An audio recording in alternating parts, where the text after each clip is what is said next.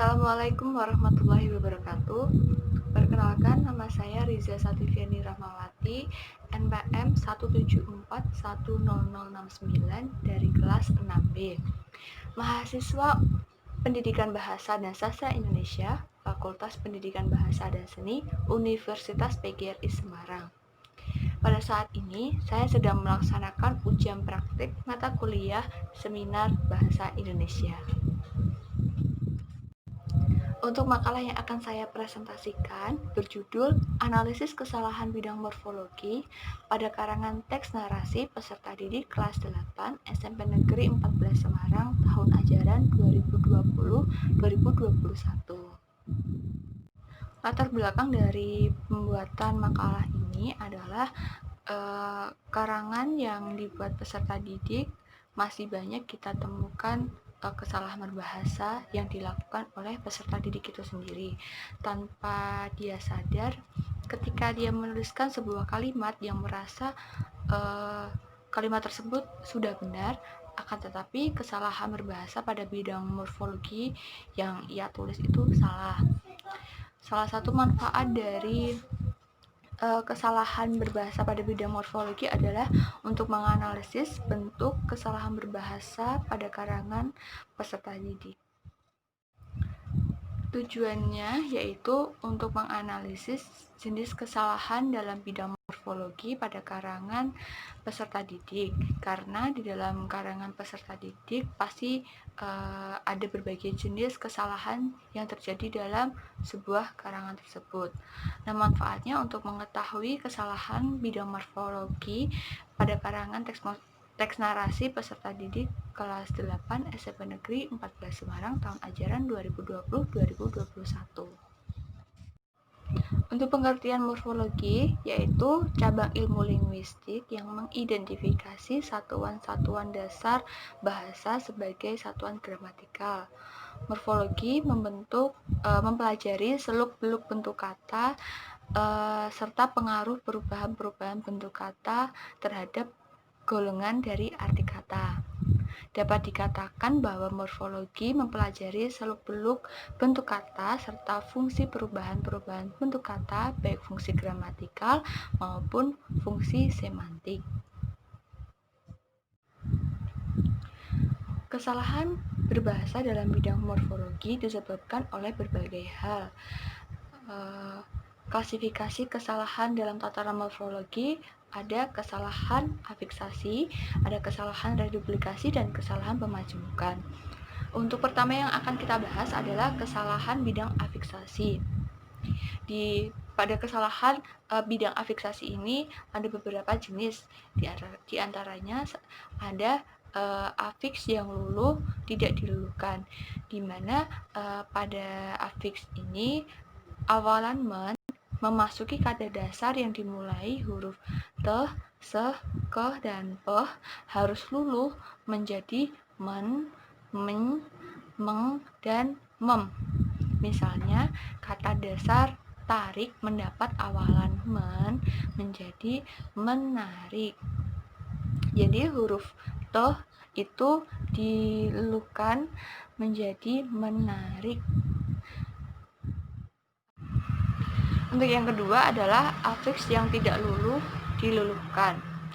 Pada afiks ini yaitu di mana afiks men memasuki kata dasar yang dimulai huruf klaster seperti kata dasar transmigrasi dan presentasi. Itu kata tersebut tidak luluh jika ditambah awalan men menjadi mentransmigrasi. Jadi kata dasar transmigrasi mendapat awalan men, tidak luluh, bentuk katanya tetap sama, tinggal ditambahi huruf men menjadi mentransmigrasi. Begitu pula dengan presentasi. Kata dasar presentasi mendapat awalan men menjadi mempresentasi. Kemudian jika dalam proses berkomunikasi biasanya ditemukan penggunaan kata berimbuhan seperti migrasi yang seharusnya mentransmigrasi, terus memerotes seharusnya kan memprotes. Jadi bentuk kata dasar tersebut harus tetap ada, tinggal ditambahi atau tinggal menambahi awalan men saja gitu. Yang ketiga adalah morfemen yang disingkat en. Kata dasar yang muncul dari pengaruh kesalahan afiksasi. Untuk yang keempat adalah morfemen disingkatnya. Misalnya bentuk kata dasar yang muncul dari pengaruh kesalahan afiksasi, yaitu dari kata sapu lalu mendapat awalan men menjadi kata menyapu. Selanjutnya dalam proses berkomunikasi hanya menggunakan kata nyapu atau nyapukan, seharusnya menyapukan. Jadi dalam proses berkomunikasi itu seharusnya kata yang digunakan adalah menyapukan, bukan nyapu atau nyapukan. Jadi ada imbuhan kata me. Kemudian untuk yang kelima adalah morfem meng yang disingkat nge. Kata dasar ini muncul sebagai akibat kesalahan afiksasi alomorf menge, yaitu dari kata dasar, misal dari kata dasar chat mendapat awalan meng, menjadi kata tersebut menjadi mengechat. Kalau dalam proses berkomunikasi di masyarakat seharusnya menggunakan kata mengechat bukan ngechat gitu. Untuk yang kelima, bentuk selanjutnya yang keenam adalah morfem menge yang disingkat nge. Kan iki wis. Salah.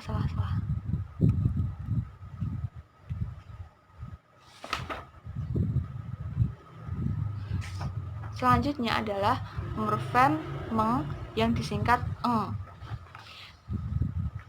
Kata berimbuhan yang muncul dari kesalahan afiksasi alomorf meng, yaitu dari kata kantuk lalu dimasuki awalan men menjadi kalimat kata tersebut menjadi mengantuk.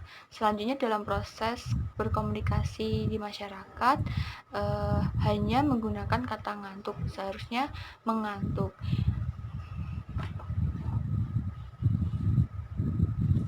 Untuk kesalahan yang kedua adalah kesalahan morfologi segi reduplikasi.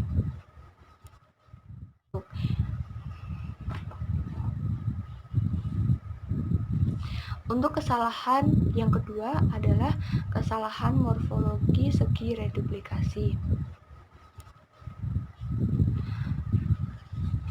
Salah satu bentuk kesalahan morfologi dalam segi reduplikasi adalah perulangan bentuk dasar, misalnya ngarang-mengarang. Bentuk perulangan tersebut berdasar dari kata asal karang, lalu mendapat awalan man menjadi mengarang.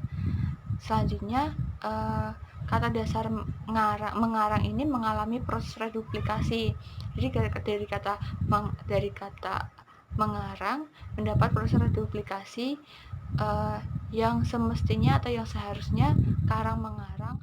Kata dasar mengarang mengalami proses reduplikasi menjadi ngarang mengarang, yang semestinya itu yang seharusnya karang mengarang seperti dalam kalimat gitu. Jadi dari bentuk mengarang mendapat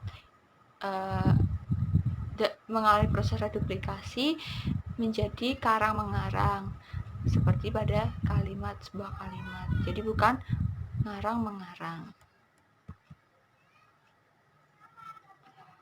Untuk kesalahan morfologi yang ketiga adalah kesalahan morfologi segi proses pemajemukan. Untuk pada kesalahan morfologi segi proses pemajemukan ini ada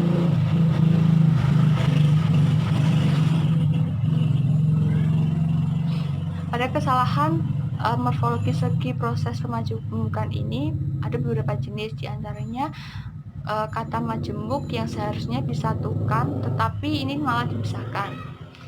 Seperti contoh adalah misalnya ini kata majemuk yang ditulis terpisah seperti pasca panen, ekstrakurikuler adalah kata majemuk yang non baku. Kata tersebut semestinya ditulis serangkai seperti pasca panen, ekstrakurikuler, karena kata-kata seperti pasca, ekstra, antar, intra, in, infra, pasca, desa, anti, pro, prota, mikro, maha, dan sebagainya itu seharusnya ditulis serangkai seperti pasca panen, terus ekstrakurikuler, mahasiswa, seperti itu. Untuk kata majemuk, untuk kesalahan morfologi jenis selanjutnya adalah kata majemuk yang seharusnya dipisahkan tetapi ini malah disatukan. Kata majemuk yang ditulis serangkai seperti ibu kota, anak asuh, kepala kantor, buta huruf, hak cipta adalah contoh kata majemuk yang semestinya ditulis terpisah.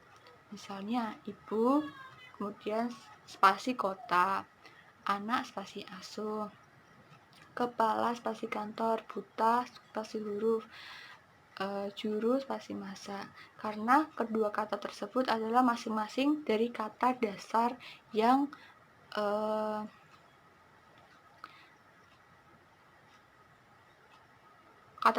tergolong morfem bebas. Untuk kata majemuk seharusnya dipisah tapi disatukan seperti itu. Kemudian selanjutnya adalah Kemudian untuk kesimpulannya adalah kesalahan pada bidang morfologi relatif dalam bentuk ada afiksasi seperti afik yang luluh tidak diluluhkan, afik yang tidak luluh tapi diluluhkan, morfeme disingkat en, morfeme disingkatnya, morfeme disingkat morfeme yang disingkat nge. Dan yang kedua adalah proses reduplikasi seperti pengulangan bentuk dasar yang salah.